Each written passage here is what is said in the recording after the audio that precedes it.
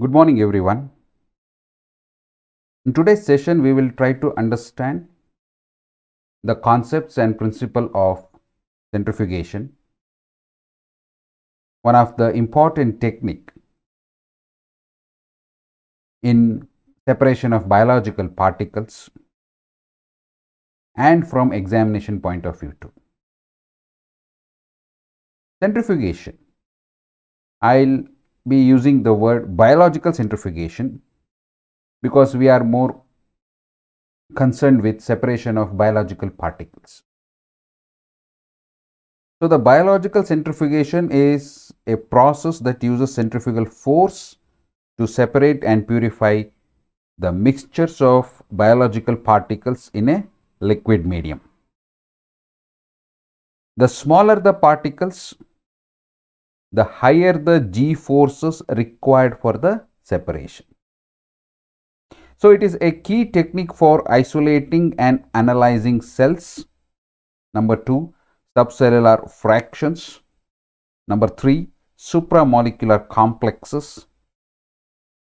And with higher G force instruments, or what we call as ultracentrifuges, corresponding to approximately 2 lakh G force, macromolecules such as proteins or nucleic acids can be isolated. So, such high speed devices, that is the device or the centrifuges which work corresponding to approximately 2 lakh G force, require a vacuum to avoid overheating of samples. So, the development of the first analytical centrifuge with a specially designed optical system for the purpose of monitoring and recording the sedimentation process by Swedberg in late 1920s, and then the technical refinement of the preparative centrifugation technique by the Claude and his colleagues in the 1940s have positioned the centrifugation technology at the center of biological and biomedical research for several decades. Today, centrifugation technique represent a critical tool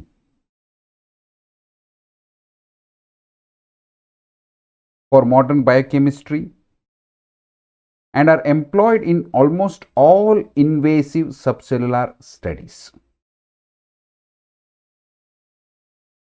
When we speak about analytical and preparative centrifugation methodology, while analytical ultracentrifugation is mainly concerned with the study of purified macromolecules or isolated supramolecular assemblies, the preparative centrifugation methodology is devoted to the actual separation of tissues, cells, subcellular structures, membrane vesicles, and other particles of biochemical interest. So, essentially, a centrifuge uses centrifugal force, that is the G force, to isolate suspended particles from their surrounding medium on either a batch or a continuous flow basis. As enunciated by Sir Isaac Newton in his first law of motion, if you can recollect,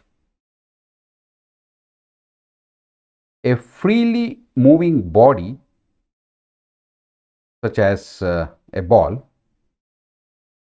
tends to travel in a straight line, and if directed along a curved path by some restraining force, it will exert a force against the directing or restraining force in its continual effort to fly off onto a straight tangential course. So, it is a familiar observation that an object revolving in a circle exerts a force away from the center of rotation. So this has to be kept in mind. An object revolving in a circle exerts a force away from the center of rotation. Now this force, which is the outward pull of the ball on its string, so this force is the centrifugal force. And also there is a general appreciation of the fact that the amount of this force can be increased by increasing either the angular velocity of rotation or the mass of the object or the radius of the circle through which the object moves. And perhaps not so generally appreciated is the fact that whereas the centrifugal force is directly proportional to the radius and to the mass, it is also proportional to the square of the angular velocity. Say for example, if you double the mass of the rotating object, it will increase the centrifugal force by a factor of 2.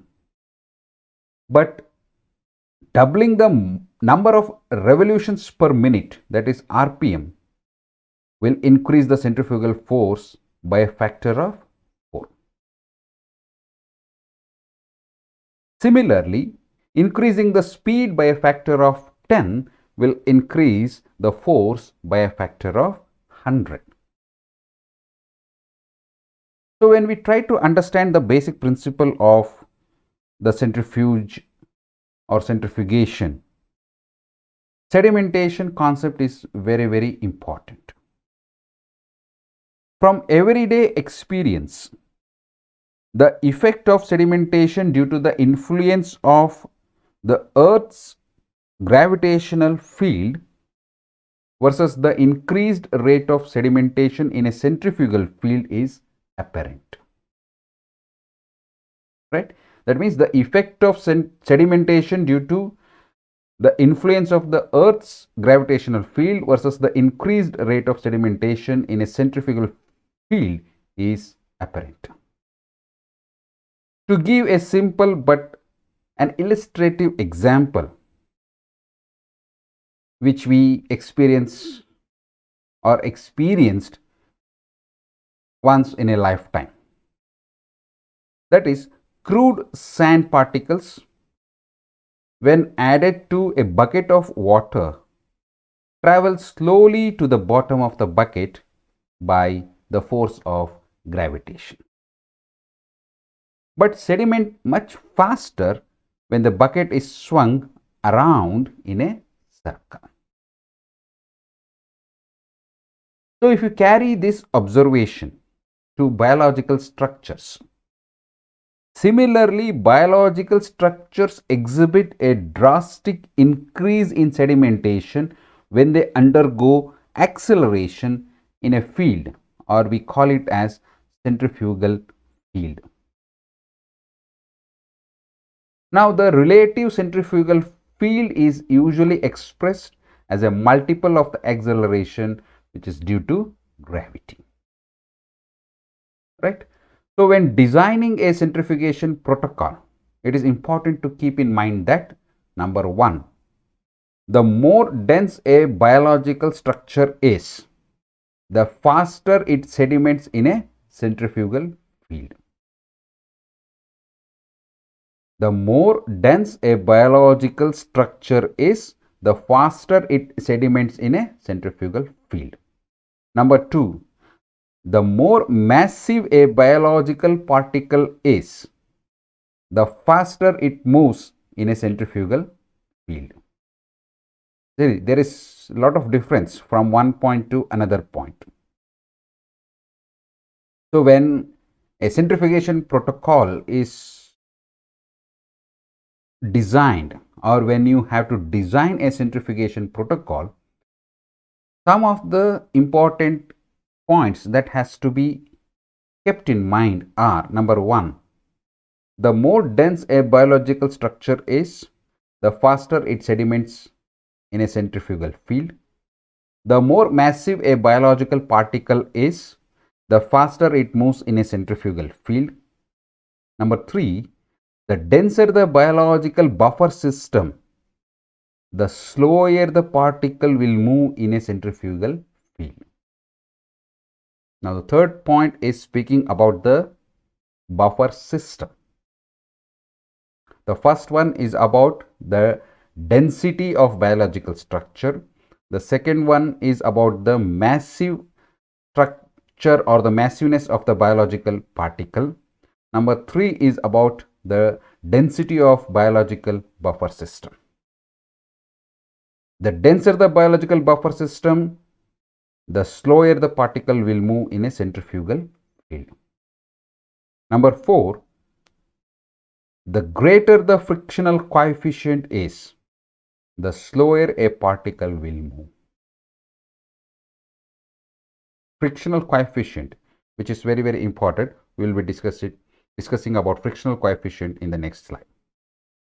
So, the greater the frictional coefficient is, the slower a particle will move. Number 5, the greater the centrifugal force is, the faster the particle sediments. Number 6, the sedimentation rate of a given particle will be 0 when the density of the particle and the surrounding medium are equal. Point number 6 is very, very important. The sedimentation rate of a given particle will be 0 when, be careful, when the density of the particle and the surrounding medium are equal.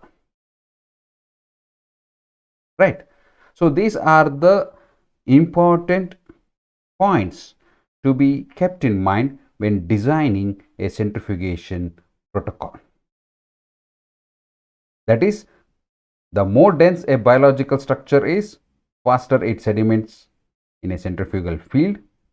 The more massive a biological particle is, the faster it moves in a centrifugal field. The denser the biological buffer system is, the slower the particle will move in a centrifugal field. The greater the frictional coefficient is, the slower a particle will move. The greater the centrifugal force is, the faster the particle sediments. The sedimentation rate of a given particle will be 0 when the density of the particle and the surrounding medium are equal. The biological particles moving through a viscous medium experience a drag. We call it as frictional drag. Drag is, that means it is the opposition force or the force which is opposing. So, a biological particle or particles moving through a medium which is denser, that is viscous medium, experience a frictional drag, whereby the frictional force acts in the opposite direction. Opposite to what? Opposite direction to the direction of sedimentation, and equals the velocity of the particle multiplied by the frictional coefficient. So, the frictional coefficient depends on the size as well as shape of the biological particle. So, the frictional coefficient, which is a key factor. So, in the previous slide we saw the greater the frictional coefficient is, the slower a particle will move. Then frictional coefficient, this frictional coefficient factor, it is dependent upon the size and shape of the biological particle. So, as the sample moves towards the bottom of a centrifuge tube in swing out or fixed angle rotors, its velocity will increase due to the increase in radial distance. And at the same time, the particles also encounter a frictional drag that is proportional to their velocity. right? So the frictional force of a particle moving through a viscous fluid is nothing but the product of its velocity and its frictional coefficient, and it acts in the opposite direction to sedimentation. So what has to be kept in mind is the frictional coefficient. That means greater the frictional coefficient, slower a particle will move. Then what are the factors on which the frictional coefficient depends? It depends on the size and as well as on the shape of the biological particle. So the frictional force of a particle moving through a viscous fluid is the product of its velocity and its frictional coefficient, and acts in the opposite direction to sedimentation. So essentially, the rate of sedimentation, that is given by V, is dependent upon the applied centrifugal field, that is given by capital G, and G is determined by the radial distance r of the particle from the axis of rotation and the square of the angular velocity, which is given in equation 1. That is, G is equal to omega square times r.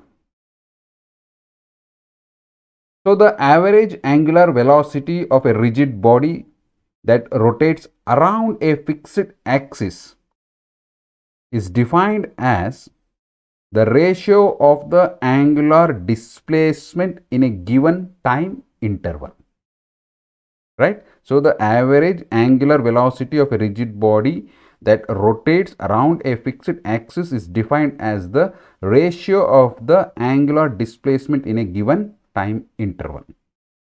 1 radian, usually which is abbreviated as 1 rad, represents the angle subtended at the center of a circle by an arc with length which is equal to the radius of the circle. So since 360 degree equals 2 pi radians, one revolution of the rotor can be expressed as 2 pi rad because it is 360 degree. That means one complete circle. So accordingly, now what happens? The angular velocity of the rotor, which is given in rad per second, that is radians per second.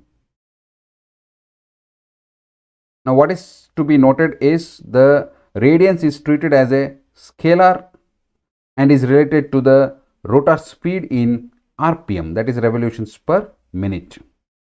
And this is given by omega is equal to 2 pi radians times RPM. With this equation, the centrifugal field can be expressed as G is equal to 4 pi square radian square times RPM square times R, where the variable RPM is the rotor speed, which is measured in revolutions per minute, and R is the radial distance from the center of rotations, right? The centrifugal field is generally expressed in multiples of the Earth's gravitational field. So the relative centrifugal field, that is RCF, or the G force, is the ratio of the centrifugal acceleration at a specified radius and the speed of the, or speed to the standard acceleration of gravity. So the equation 4 gives you the RCF. That means how the RCF is calculated. Since RCF units are dimensionless, as they denote multiples of the gravitational constant G. So grouping numerical constants together leads to a more convenient form of the equation, which is given in the last equation. So that makes the calculations of RCF much easier. Although the relative centrifugal force can easily be calculated and can often be displayed on most of the modern instruments, many centrifugation manuals contain something called as nomograph. So nomograph is for convenient conversion between the RCF or the relative centrifugal force and speed of the centrifuge at different radii of the centrifugation spindle to a point along the centrifuge tube. Right? If you just look at the nomograph, we have three columns. One column represents the radial distance, which is given in mm over here, and the other column represents relative centrifugal field, that is RCF. Yet another column represents the rotor speed, which is given in RPM, that is revolutions per minute. So this is a nomograph for the determination of the relative centrifugal field for a given rotor speed and radius. So as I said, the three columns represent the radial distance, the relative centrifugal field, and the rotor speed. How do you convert? For the conversion's sake, between relative centrifugal field or the force and speed of the centrifuge spindle in revolutions per minute at different radii, what you have to do is draw a straight line or edge through known values in two columns. Right.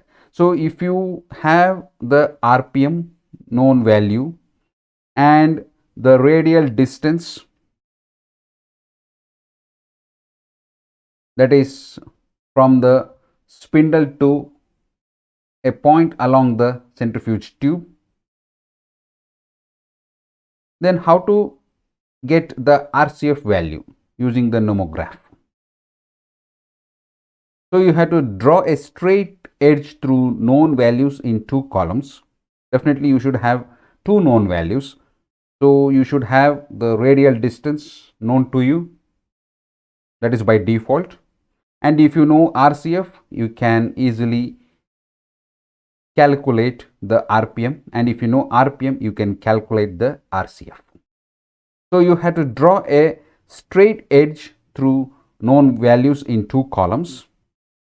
The desired figure can then be read where the straight edge intersects the third column.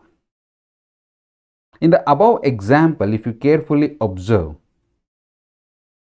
it is in the example it is shown the determination of the relative centrifugal force for a 5 centimeter rotor which is operating at RPM 40,000 per minute.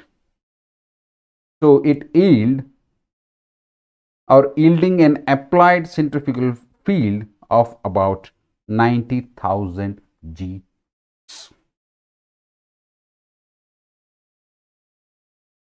Right.